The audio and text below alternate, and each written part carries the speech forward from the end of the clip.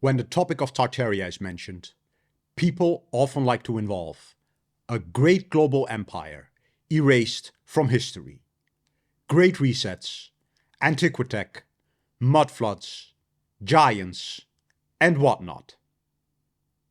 Now, some of those perspectives might be or might not be true. But what we will look into in this episode is the technology of writing and language, and the manner in which these old manuscripts are constructed in terms of writing systems. A bit more boring and dense maybe than some of the other topics, but not any less relevant. No red herrings today, but an inquiry into our basic operating system. Language, or maybe written language. This will be another 3-part episode, as this is a very vast and dry topic, but I will do my best to convey the fundamental concepts. First, a disclaimer. I am not a philologist or a linguist, although I was raised multilingual and learned the Cyrillic alphabet at a later age as well. I believe this gives me a broader than average understanding of certain linguistic aspects, but I am fully aware that the nuances of this topic are far beyond my level of knowledge. So my aim is to make a few specific points which can be easily verified or disputed. The point of this episode is to convey the idea that the meanings of the symbols we use for our writing systems to describe events or characters are not static, and they are subject to change. Thus, decoding an ancient or medieval manuscript is far more complicated than one might think. Starting off, no European language possessed a standardized system of spelling before the modern age, meaning one could write a word in whatever manner they deemed fit, often depending on their own regional dialect. This created significant variations in words and grammar. Let's look at the various European dictionaries and grammars. The Johnson's Dictionary was only published in 1755, and this can be considered the most influential dictionary in the history of the English language. The first English dictionary is considered to be the work of Robert Cowdrey, published in 1604. The first English grammar book was published in 1586 by William Bollocar. The other European dictionaries and grammars were also published in the 16th and 17th century. The first systematic grammar of a modern European language seems to have been Spanish, published by Antonio de Nebrea in 1492. 1492 is a very interesting year in which many things happened. Antonio de Nebrea wrote to Queen Isabella of Spain that language was the instrument of empire, and suggested that grammar would prove useful as the Catholic monarchs conquered people who spoke languages other than Castilian. Antonio de Nebrea was deeply involved in the compilation of the Complutensian Polyglot Bible in 1518. This was the first large-scale publication which contained the Septuagint, which was the Greek translation of the Hebrew Bible. Antonio de Nebrea was also a very prominent member of the School of Salamanca, something we will look into in another episode. Thus, the standardization of spelling in the various European countries seems to have been relatively recent, and mostly started in the 16th and 17th century. And one has to take into account that the various European languages have changed significantly over the centuries, both in script and in speech. In such circumstances, we should expect that the names of kings or factions or other actors could have been written quite differently in different parts of their realms, leading to confusion on the part of modern-day scholars. So imagine how different documents were written in the ages prior to the 15th century, without a universal and standardized system? Would they have used a K or a hard C to convey a certain sound? Would they have used a soft C or an S, a V or an F? What many of you may not know, at least I did not know this, is that in many of the old written sources there was an absence of vowels, and manuscripts were written only in consonants. This was the manner in which the clergy wrote, and the vowels were added from memory. This is especially true for the manuscripts in Slavonic, Hebrew, Aramaic, Phoenician, Babylonian, and Egyptian. The books of the Old Testament, for example, were written in nothing but consonants. Ancient Egyptian texts also come solely in a stream of consonants and no vowels. So a word like Simon becomes SMN. A word like Persia becomes PRS. And in this case, we don't even take a vocal or consonant shift into account. This is only relating to the writing systems. The explanation for this phenomenon is often attributed due to the high cost of writing materials.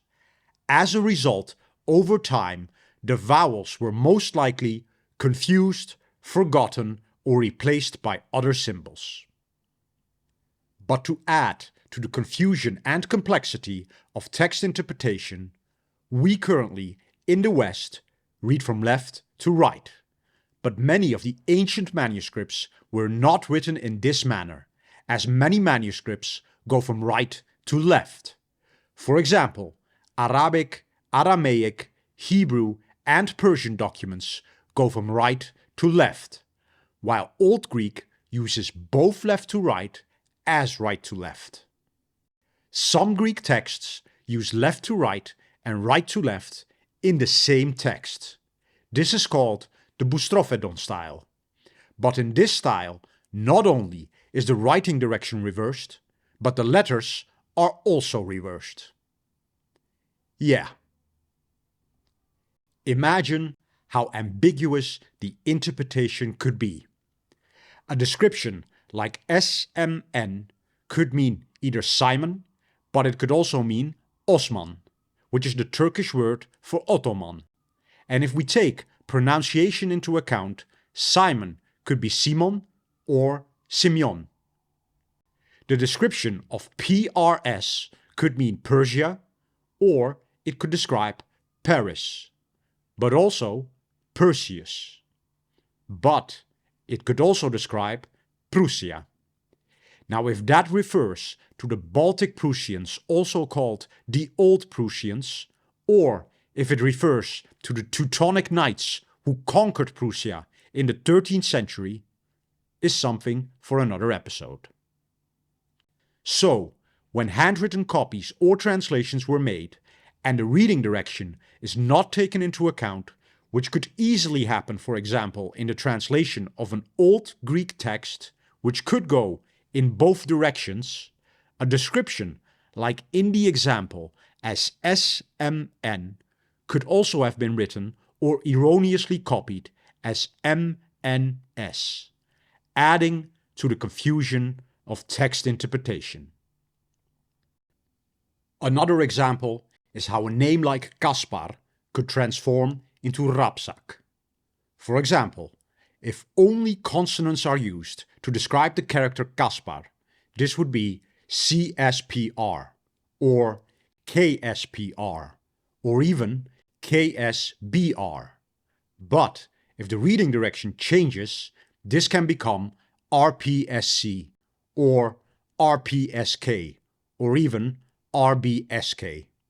Some people might use the C symbol to describe the sound, while others would use the K symbol to describe the sound. Or maybe the sound would change over a period of time. So here we have 8 different visual descriptions of the word, character, entity, or faction. Now imagine how the clergy would then have to add the vowels from memory to these descriptions, without the luxury of a spelling checker. They didn't even have a dictionary. Professor Robertson Smith makes the following comment regarding this phenomenon. The scholars had no other guide but the actual text, that was often ambiguous, and oral tradition. They had no grammatical rules to follow.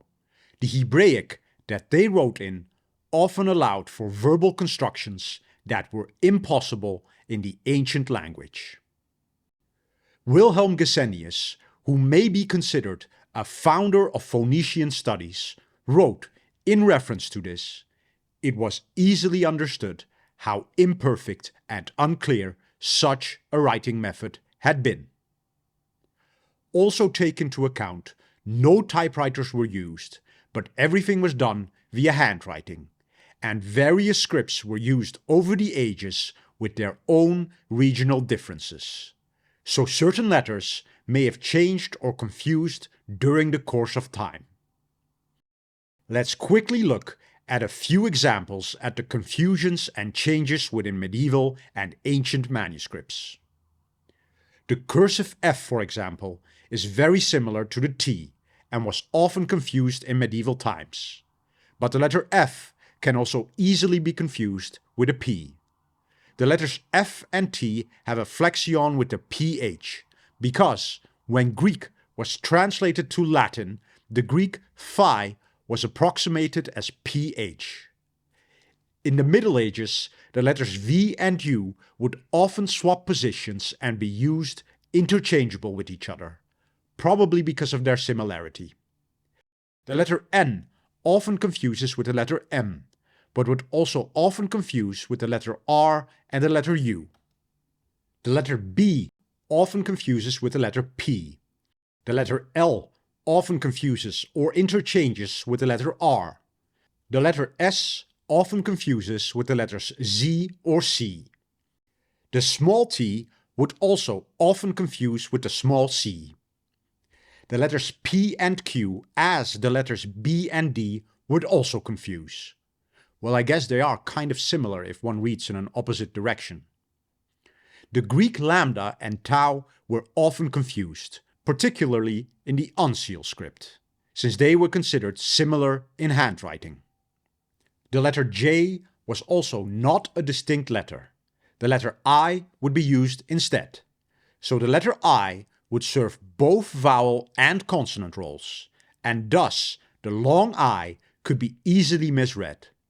Furthermore, sometimes it was written with a dot or stroke, and other times it would be written in one stroke, thus potentially confusing with the letter L.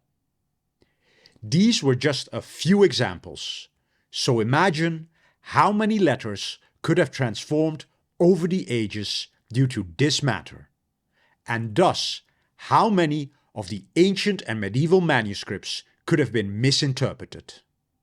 Could it have been one manuscript or maybe two?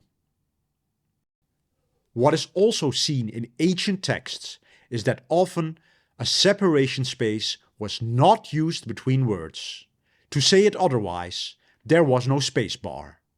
This was called the scriptio continua. So what one had was an endless stream of consonants from either left to right or right to left. And before deciphering what a word meant, as there were no vowels, one had to decipher where the word started or ended. Word spacing would only become the standard during the Renaissance in the 15th century. So, just reading an ancient or medieval manuscript turns into a complicated crossword puzzle in a different language.